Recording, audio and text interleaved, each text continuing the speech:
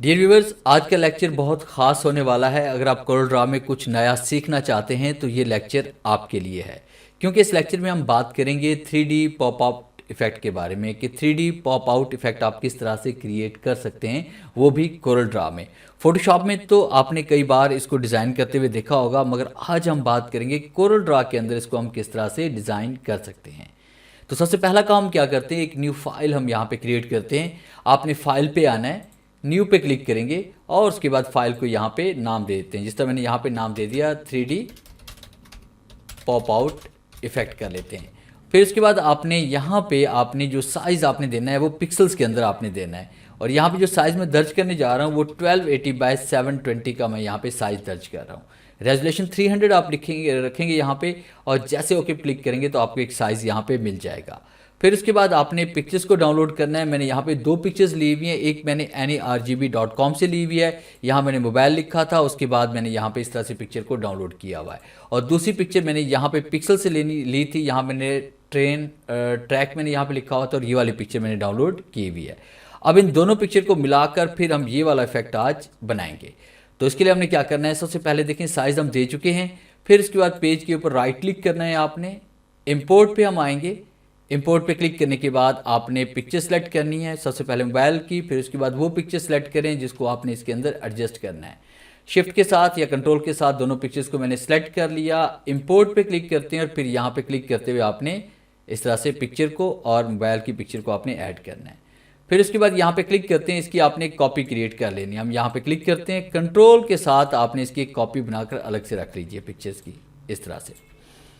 उसके बाद फिर हमने क्या करना है, F2 प्रेस करते हैं और उसके बाद इसके अंदर हम यहाँ पे एक बॉक्स क्रिएट करेंगे। जो वाइट एरिया आपको नज़र आ रहा है, इसी एरिया को कवर करने के लिए हम यहाँ पे इसमें आते हैं और उसके बाद यहाँ पे क्लिक करके आपने ये बॉक्स क्रिएट करना है। बॉक्स क्रिएट करने के बाद कीबोर्ड से Ctrl+Q हम प्रेस करेंगे। और एक और बात कि आपको यहाँ पे पिक्सल्स क्लियर अगर नज़र नहीं आ रहे, तस्वीर भी साफ़ नज़र नहीं आ रही, तो आपकी सेटिंग, इसका मतलब है कि आपके जो सेटिंग है वो पिक्सल्स के ऊपर है, आपने इसको चेंज करना है। व्यू पे हम आएंगे और इन्हेंस पे क्लिक करेंगे। देखिए यहाँ पे सारी पिक्चर्स आपके पास, सारे पिक्सल्स आपके पास क्लियर हो चुके हैं।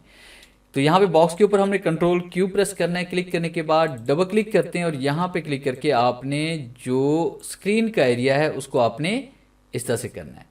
सबसे पहले आपने इस बॉक्स को कन्वर्ट टू कर्व करना है Ctrl+Q प्रेस करके। फिर उसके बाद आपने इस तरह से इसको डबल क्लिक करके एडजस्ट करना है, या कीबोर्ड से F10 प्रेस करके भी आप इसको एडजस्ट कर सकते हैं। उसके बाद फिर आपने क्या करना है, यहाँ पे जो पिक्चर्स आपके पास है इस पर आप क्लिक करें और इस पिक्चर को आपने यहाँ पे लेकर आना है इस तरह से। और इस तरह से पिक्चर को आपने यहाँ पे सेट करना है। और पिक्चर सेट करने के बाद इस तरह से देखिए हम पिक्चर को यहाँ पे सेट कर रहे हैं। और फिर उसके बाद आपने क्या किया, इसी पिक्चर पे आप क्लिक करें, राइट क्लिक करते हैं, उसके बाद पावर इनसाइड पे क्लिक करते हैं और जो आपने यहाँ पे लाइन बनाई थी इस पे आप क्लिक करते हैं तो पिक्चर उसके अंदर एडजस्ट हो जाएगी। अगर आपको ये लाइन नज़र नहीं आ रही तो आप बाहर क्लिक करते हुए इस तरह से आपने इस बॉक्स को सिलेक्ट करना है, पूरी पिक्चर को नहीं, सिर्फ आपने इस बॉक्स को सिलेक्ट करना है। शिफ्ट पेज अप प्रेस करेंगे तो ये आपके पास जो रेक्टेंगल आपने बनाया था स्क्रीन के ऊपर, ये टॉप पे आ जाएगा। उसके बाद पिक्चर के ऊपर आप क्लिक करें, राइट क्लिक करते हैं, पावर क्लिप पे आते हैं और इसकी आउटलाइन या इस बॉक्स के अंदर आप क्लिक करेंगे तो ये पावर क्लिप हो जाएगा। अब उसके बाद दूसरी पिक्चर को हम यहाँ पे सिलेक्ट करते हैं और दूसरी पिक्चर को इसके ऊपर हम लेके आएंगे यहाँ पे इस तरह से। और उसके बाद शिफ्ट पेज अप आपने प्रेस करना है। अब देखिए पिक्चर आपको क्लियर नज़र नहीं आ रही, तो पिक्चर को आपने देखने, आप चाहते हैं कि आपको सेलफोन भी नज़र आए, साथ में आपको पिक्चर भी नज़र आए। F2 प्रेस करके सबसे पहले हम इसको जूम इन कर लेते हैं। फिर जो ऊपर वाली जो पिक्चर है इस पर हम क्लिक करेंगे और टूल बॉक्स से ट्रांसपेरेंसी टूल पे हम क्लिक करेंगे। और उसके बाद फिर आपने क्लिक कर लेना यहाँ पे यूनिफॉर्म फिल पे। और यूनिफॉर्म फिल पे क्लिक करने के बाद आपने यहाँ पे इसको आपने सेट कर लेना है ज़रूरत के मुताबिक। जैसे मैंने ज़रूरत के मुताबिक यहाँ पे ये वाला साइज़ दे दिया, यहाँ पे यानी 66 मैंने दे दिया।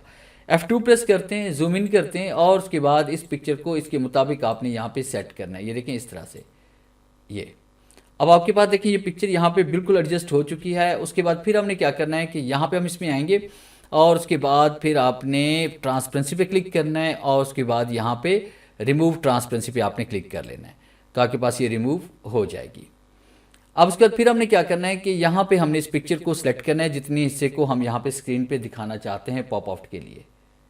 तो उसके लिए हम क्या करेंगे, सबसे पहले आपने टूल बॉक्स में आना है, उसके बाद यहाँ पे पेन टूल के ऊपर आपने क्लिक करना है। पेन टूल पे क्लिक करने के बाद यहाँ पे हम क्लिक करेंगे। देखिए यहाँ से हमने कटिंग को स्टार्ट करना है, ये इस जगह पे हम क्लिक करेंगे और यहाँ पे क्लिक करने के बाद ये वाला एरिया मैंने यहाँ पे सिलेक्ट कर लिया और उसके बाद फिर मैंने यहाँ पे क्लिक कर लिया और कीबोर्ड से F2 प्रेस करते हैं, जूम इन करते हैं ताकि इसको हम और करीब से देख सकें। फिर इसके बाद हम यहाँ पे क्लिक करते हैं और उसके बाद बड़ी एहतियात के साथ आपने इस तरह से क्लिक करते हुए इस हिस्से को आपने सेलेक्ट करना है इस तरह से। ये देखिए मैं यहाँ पे क्लिक कर रहा हूँ, कीबोर्ड से F3 प्रेस करना है या F4 प्रेस करें फिर F2 प्रेस करें, हिस्से को सिलेक्ट करते हैं और इस तरह से क्लिक करते हुए आपने इस मुकम्मल हिस्से को आपने सेलेक्ट करना है, जिस तरह से मैं यहाँ पे क्लिक करते हुए जा रहा हूँ। तो स्टेप बाय स्टेप आपने इसको इस तरह से सिलेक्ट करते जाना है एहतियात के साथ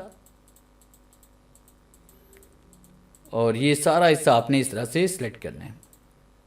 F4 प्रेस करते हैं फिर F2 प्रेस करते हैं, इसको यहाँ पे लेके आते हैं और उसके बाद F2 प्रेस करें, दोबारा यहाँ पे लेके आते हैं और फिर यहाँ पे हम क्लिक करते हैं। क्लिक करने के बाद इससे पे क्लिक करते हैं और यहाँ पे हम क्लिक कर लेते हैं इस जगह पे और फिर जहाँ से हमने कटिंग स्टार्ट की थी वहीं पे हम दोबारा क्लिक कर लेंगे।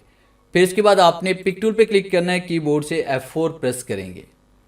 अब उसके बाद जो पिक्चर आपके पास है, यानी ये जो पिक्चर आपने यहाँ पे लगाई हुई है, कंट्रोल Z में कर रहा हूँ, इसी पिक्चर पे हम क्लिक करेंगे। इसी पिक्चर पे आपने राइट क्लिक करना है, पावर क्लिप पे आएंगे और जो लाइन अभी आपने क्रिएट की है, जो आउटलाइन आपने बनाई है पेन टूल के जरिए, उसके अंदर आप क्लिक कर लेंगे। तो देखिए बड़ी आसानी के साथ उसके अंदर ये एडजस्ट हो चुकी है। फिर इसके बाद मुकम्मल ऑब्जेक्ट को आप सेलेक्ट करें और राइट क्लिक करके आपने इसकी आउटलाइन को यहाँ से रिमूव कर देना है इस तरह से। और उसके बाद फिर आपने नीचे वाले ऑब्जेक्ट पे क्लिक करना है और यहाँ पे आपने ब्लैक कलर अप्लाई करना है, क्योंकि आउटलाइन हमारे पास यहाँ पे ब्लैक कलर की है, तो राइट क्लिक करके आउटलाइन इसमें ब्लैक कलर की हम देते हैं। उसके बाद देखिए यहाँ पे हम F2 प्रेस करते हैं, तमाम ऑब्जेक्ट्स को सिलेक्ट करते हैं, कीबोर्ड से कंट्रोल G प्रेस कर लें तो आपके पास इस तरह से ये 3D पॉपआउट बन जाएगा। उसके बाद अगर आप बैकग्राउंड वगैरह इसका बनाना चाहते हैं, बैकग्राउंड वगैरह बनाने के लिए आपने क्या करना है, यहाँ पे हम क्लिक करते हैं, डबल क्लिक करेंगे बॉक्स के ऊपर और फिर उसके बाद आपने यहाँ पे ये वाला कलर इसमें अप्लाई करना है। राइट क्लिक करते हैं, आउटलाइन को हम यहाँ से रिमूव कर देते हैं। फिर उसके बाद आपने इसमें आना है इंटरेक्टिव फिल के ऊपर और यहाँ पे क्लिक करते हुए आपने ये वाला इफेक्ट इसमें अप्लाई करना है। फिर उसके बाद प्रॉपर्टी बार से इलेप्टिकल टूल पे हम क्लिक करेंगे यहाँ पे और उसके बाद ये वाला इफेक्ट हम इस तरह से अप्लाई कर देंगे और फिर उसके बाद आपने इसके ऊपर क्लिक करें, राइट क्लिक और उसके बाद आपने पावर क्लिप कर लेना है यहाँ पे। फिर राइट क्लिक करते हैं, एडिट पावर क्लिप पे क्लिक करते हैं और ज़रूरत के मुताबिक इसको आपने यहाँ से बड़ा कर लेना है। फिर इसके बाद राइट क्लिक और उसके बाद यहाँ पे हम फिनिश पे क्लिक कर लेंगे या राइट क्लिक करने के बाद भी आप इसको finish editing in power clip पे क्लिक कर सकते हैं।